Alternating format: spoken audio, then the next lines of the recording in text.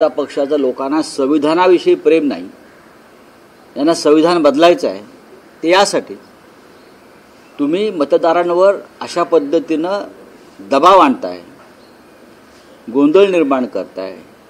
देवेंद्र फडणवीस काय म्हणतात, धर्मयुद्ध. हे काय धर्मयुद्ध आहे का? होय, हे धर्मयुद्ध आहे. आणि हा धर्म कोणता असेल तर हा महाराष्ट्र धर्म, ज्याला आम्ही म्हणतो महाराष्ट्र धर्म, हा महाराष्ट्र धर्म वाचवण्यासाठी, राखण्यासाठी हे आमचं धर्मयुद्ध आहे. फडणवीस असं म्हणतायत काय, आपण असेच एक राहिलो तर पाकिस्तानवर तिरंगा फडकवू. डोकं ठिकाणावर आहे का? कुठली निवडणूक आहे? पाकिस्तानवर तिरंगा फडकवण्याचं वगैरे सोडून द्या. आधी पाकव्याप्त काश्मीर तुम्ही गेल्या 10 वर्षापासून घेतायत ना तुमचे नेते. पाकव्याप्त काश्मीर, तिथे जरा जाऊन तिरंगा फडकवून दाखवा. नंबर 1. मणिपूरला जाऊन तिरंगा फडकवून दाखवा. मणिपूरला देवेंद्र फडणवीस जा, आपण लाल किल्ल्यात गेला होतात ना तिरंगा फडकवायला, त्यावेळेला असं म्हणताय. मणिपूरला जाऊन, इम्फालला जाऊन तिरंगा फडकवा. त्यानंतर लडाखमध्ये पेंगॉन लेकच्या पुढे जिथे चीन घुसलेला आहे, तिथे चीनव्याप्त भूमीवर सुद्धा तिरंगा जाऊन फडकवा. या महाराष्ट्राच्या निवडणुकीमध्ये पाकिस्तान, बांगलादेश, बटंगे तो कटेंगे, हे काय चाललंय? काय निवडणुका लढताय महाराष्ट्रात, या देशात? कसला होट जिहाद? तुम्हाला मतं मिळत नाहीत एखाद्या जातीची, एखाद्या पंथाची, एखाद्या धर्माची, एखाद्या समाजाची. हा त्यांचा प्रश्न आहे, कोणी कोणाला मत द्यायचं. 2014च्या निवडणुकीमध्ये मुस्लिम समाजानं मोदींना मत दिलं. मी तुम्हाला सांगतो, मग तो होट जिहाद समजायचा का? तो होट जिहाद मानायचा का फडणवीसजी? हे काही बोलतात हिंदीमध्ये, ज्याला बौखला गए है ना, बौखला गए, हे लोक बौखला गए.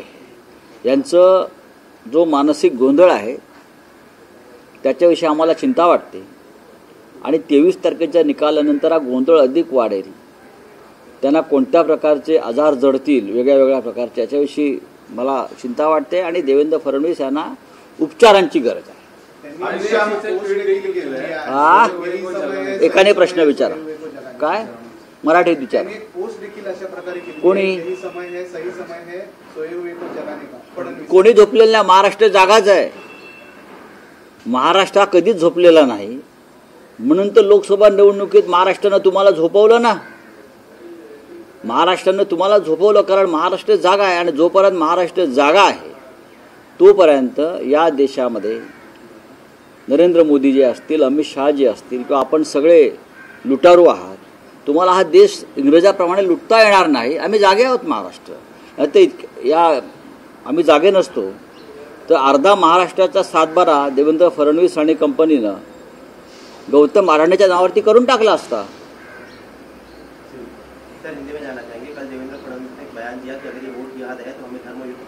ये कौन सा धर्मयुद्ध है? ये एक राज्य का चुनाव है.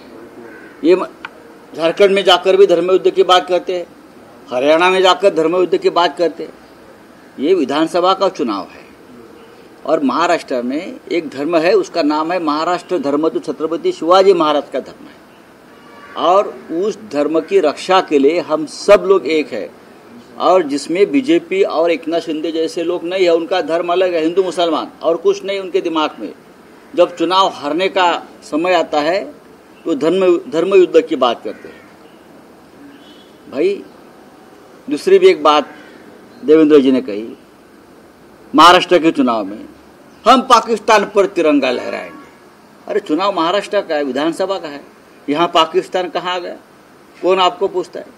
पहले जाओ, जो पाकिस्तान ऑक्युपाइड जो कश्मीर है ना, उसके ऊपर जाकर तिरंगा लहराइए, फिर पाकिस्तान की बात करिए.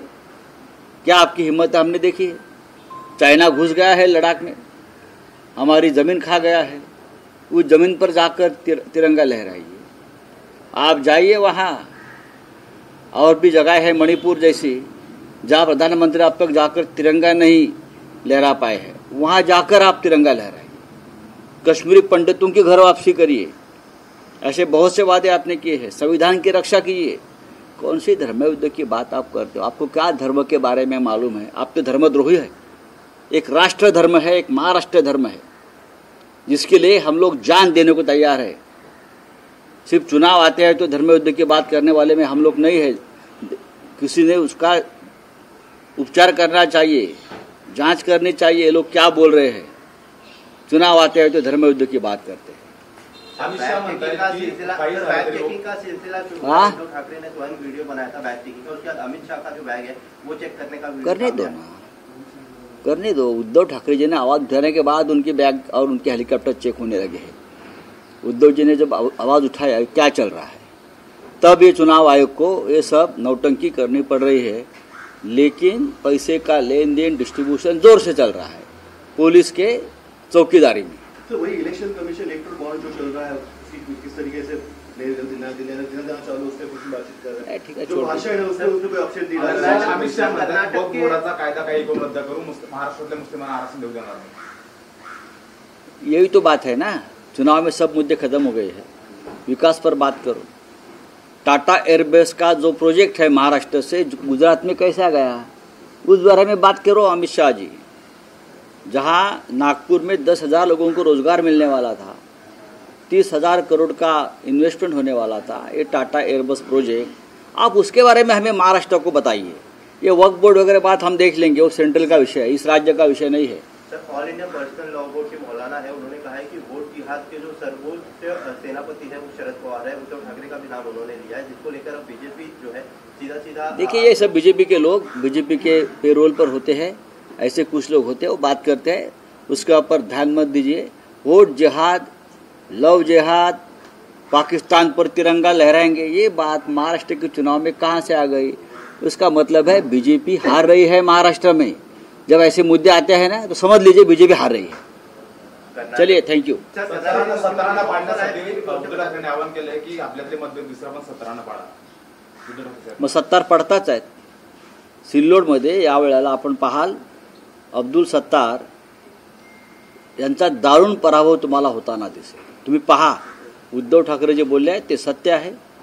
अब्दुल सत्तार सारखे लोक जे कधीच कोणाचे नसतात, कोणत्या पक्षाचे, कोणत्या नेत्याचे, कोणत्या विचाराचे नसतात, त्या अब्दुल सत्तारासारख्या लोकांचा संपूर्ण महाराष्ट्रामध्ये आपल्याला पराभव होताना दिसेल। राऊत एक प्रश्न आहे की 17 तारखेला म्हणजे उद्या बाळासाहेबांच्या स्मृतिदिनी शिवसेनेची सभा होणार आहे का?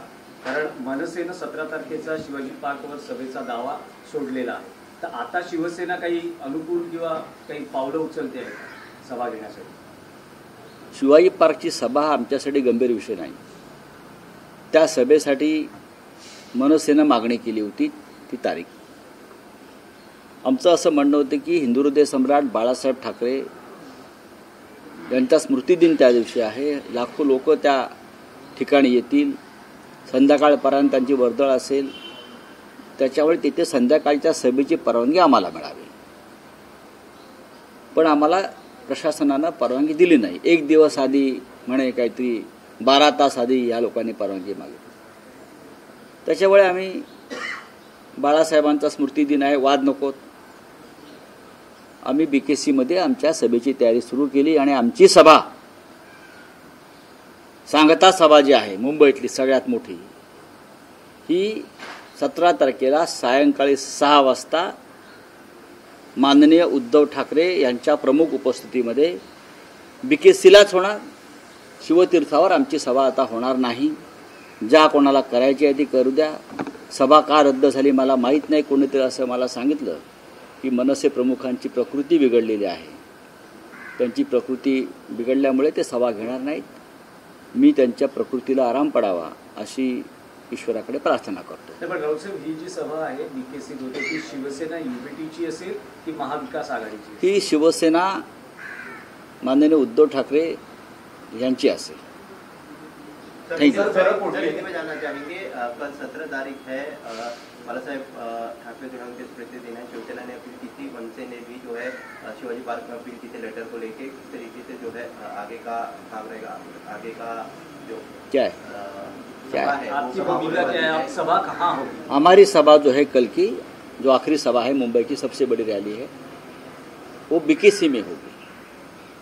हमने शिवाजी पार्क के लिए मांग की थी, लेकिन हमको शिवाजी पार्क मैदान नहीं मिला है। उस दिन बाला साहब ठाकरे का स्मृति दिन है, तो लाखों लोग वहाँ आने वाले हैं, लेकिन हमको रैली की परमिशन नहीं मिली। सुरवेंच्या प्रचारासाठी MNS को मिली, मालूम नहीं कैसी मिली, क्या होता है राजनीति। लेकिन वहाँ उनकी भी सभा नहीं हो रही है, क्योंकि उनके जो प्रमुख है उनकी तबीयत कुछ नाजुक है, बिगड़ गई है। तो हम चाहते हैं कि उनकी तबीयत भी अच्छी रहे, हम ईश्वर की प्रार्थना करेंगे। और हमारी जो सभा है वो अब BKC में हो गया और सभा की पूरी तैयारी हो चुकी है।